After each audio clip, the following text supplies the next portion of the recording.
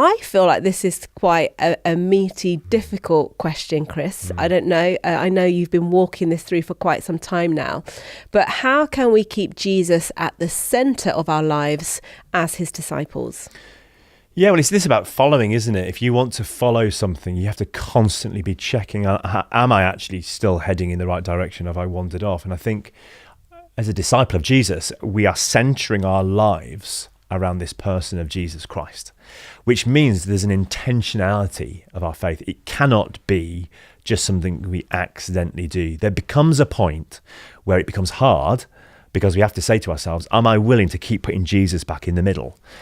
Because it's so easy for me to drift off track slightly and find Jesus is no longer in the middle, he's now over here. So we have to keep focusing ourselves back on him. And I think there are things that we can do that will really help that to happen, but it means being intentional. So when Jesus says, will you follow me? It's easy to do that for the first month, 2 months, 3 months, 5. But what's that going to look like for 20 years, 30 years, 40 years? So now we're talking long game. How am I going to continue to run the race, focusing on Jesus and making him the primary thing in my life? And if you look at the book of Revelation, there's some wonderful illustrations where Jesus turns to the early church and says, you've neglected your first love. In other words, you've rather made me the one your life is focused on. You've drifted off. It's so easy to become lukewarm. You become lukewarm, Jesus says to the early church. So let's not feel guilty and think the early church had it all sorted. It's just about being human. Spending some time with my mentor. My mentor is called Father Duncan. He's an old Anglo-Catholic priest. He was born in Calcutta. His mum worked with Mother Teresa. So he's pretty rock and roll. You get an idea. He's an amazing guy. So he's an Indian Anglo-Catholic priest, and he's now retired. And when he retired, I said to him, can I come and spend some time with you? I want to sit with you and learn how you have done your faith long term for Jesus without burning out, without losing that focus. You've kept Jesus the main thing, and I want to learn how you've done that. So I go and spend time with him regularly. And he challenged me a couple of years ago, really challenged me, because I said to him, how have you done ministry in East London for 25 years without losing faith? Because it's a tough ground to kind of till, really. And he said, every morning I wake up and I sit in my prayer chair and I remain in my prayer chair until Jesus comes and spends time with me in the other chair. And I don't move from that space until I've had that encounter with Jesus. And I said, love it. Doesn't sound practical to me. What happens if Jesus doesn't show up? Because he's not always on time. What happens if Jesus doesn't show up and you've got something to go to? And he said, do you remember that coffee morning we were both meant to go to? And I didn't show up, but you did. Said, yeah.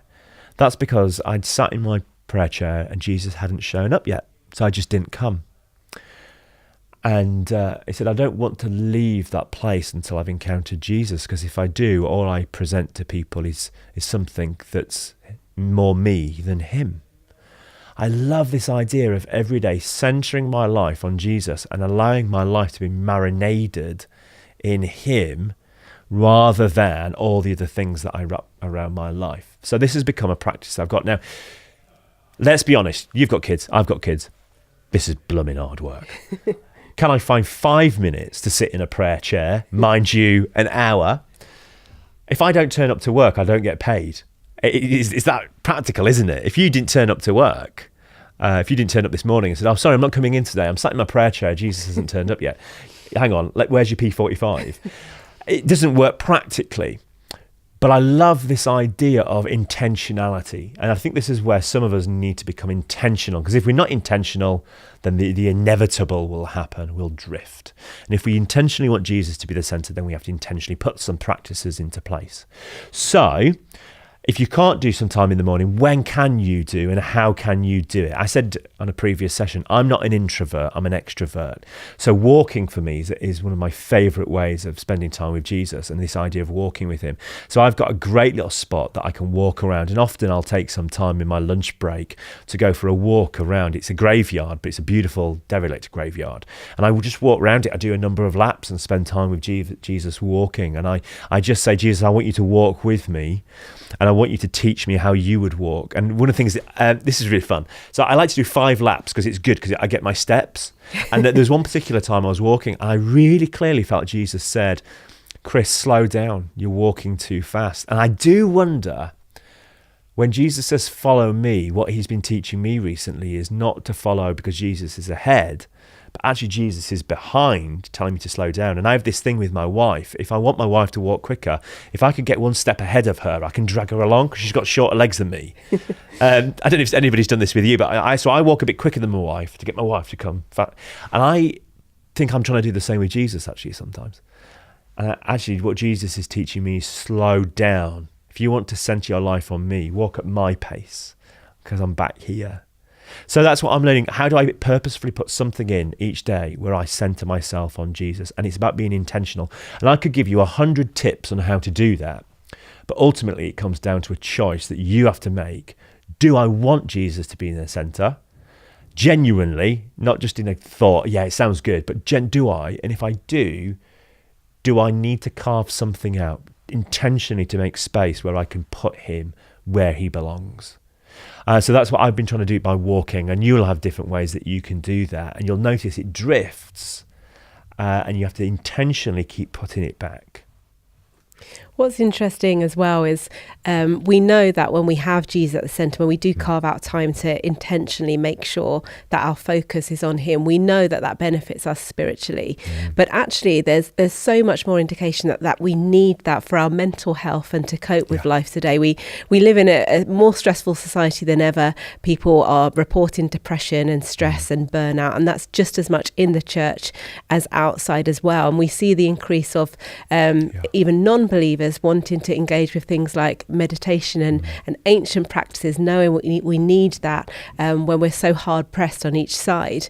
How can Christians do that in terms of, and how much should we use our spiritual practice for our mental health and not feel like we're veering into new agey things, but really reclaiming that, because ultimately many of those practices came from monastic practices, didn't they, as well?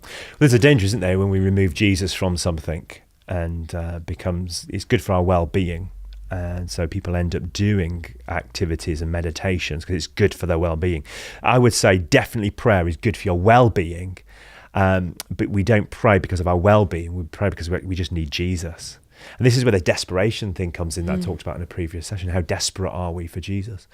What I have been promoting with people, which has been quite fun, is trying to ask the question, how do you partner up whatever you do for your well-being with your prayer life, and can you bring those two things together a little bit more? So I had somebody who loved Pilates and loved moving the furniture in their living room, and on a morning doing a little bit of Pilates. And I said, what would it look like for you to use that as a way of praying and using your body postures as a way of praying for different things, and actually use it as a prayer thing rather than just as a well-being thing? And they've been exploring that, and they're loving being able to use their body in prayer, because we always pray with our bodies. We kneel or we stand, we raise our hands. There's prayer postures. Are there things that we could do that would connect some of this stuff up together? When you go running, can you pray? Can you team these two things up? Now, what would concern me is if the running was the primary thing you were trying to achieve for your health, and then you were just tagging prayer in because you knew, well, I'll cram it in there because I'm already doing something. But actually, if it was a genuine thing, so I love walking because it clears my mind, and I love praying while I'm walking because I can partner them together. But if my sole reason for walking was to lose weight, for example, then I'd be asking, is there another agenda going on here? So we have to be careful. But I do love this idea of putting the two things together. And I've been talking with non-Christians about the well-being things that they do, and say, well, could you bring prayer into that? And actually, some of these non-Christians that I know are exploring prayer by partnering it up with the well-being thing that they're so swimming, and then just spending time breathing and meditating and reflecting on the day. I wonder as well how much rest is a part of this practice of centering. It's we're very good at working for Jesus and in our faith because we feel like that's achieving something and perhaps pleasing God as well.